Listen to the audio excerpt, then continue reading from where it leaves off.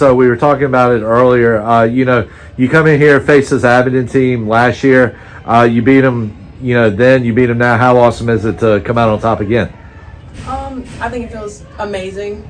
We knew the type of team they were going to be walking into this game. So for us to take the win again just is unreal for us. Yeah, I think it's really great, especially because we've been working hard so much during the season and building up to this. We really wanted to keep pushing as far as we go. So I think it was great.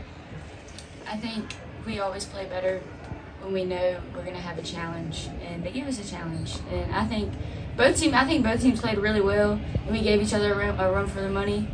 But overall, it does feel good to win again. Yeah, and especially getting in 5 sets in front of your home crowd.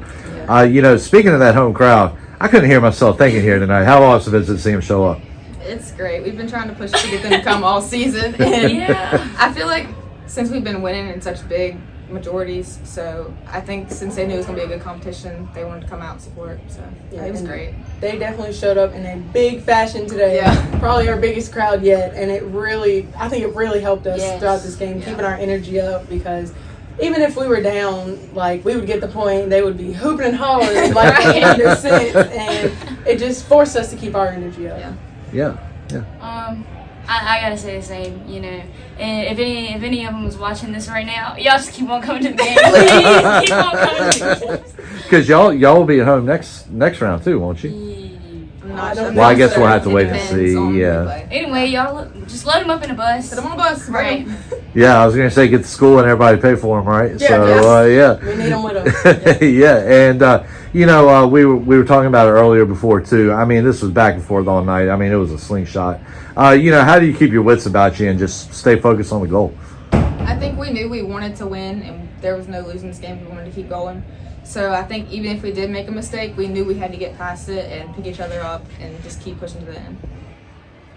I think tonight we had a very long talk before the game about what all we wanted to improve and things we wanted to work on during this game. And I think it's safe to say that we all came out on the better side of our goals. I think we did pretty good about keeping our heads up, especially with the crowd, like we were talking about a minute ago. Yeah, because even though they are in your favor, they're still loud and it can still get difficult, So, they come back on you. They beat you, by double digits in that 4th set. What was said in the huddle going into the 5th? That we're going to have to push if we wanted to win this game. Yeah. That you can't let up, give them points, and then try to come back and then go back and forth. You got to push ahead as far as you can get before they get anything. Yeah, at this point in our game, it's all or nothing. You leave it all on the court so that when you come off, you don't have any regrets. And that's what we knew we had to come out and do, because that set was not our best game, and we knew that. So going into the huddle, we just kind of talked about putting our best foot forward and making sure that, we don't have any regrets when we come off the court. Yep. Yeah.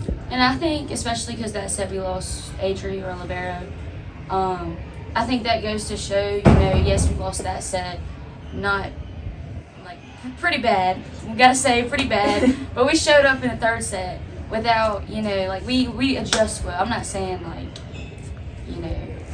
we don't need the Libero, because obviously we need Adri, but I feel like we adjust really well to change. And it took a long time for us to get to this point. So well deserved. Yeah, and last question, I'll let y'all enjoy this one. We talked about it in the against Magna Vista last week. Y'all have known each other for so long. You know what makes each other tick. Talk to me about that camaraderie and how that paid off here tonight.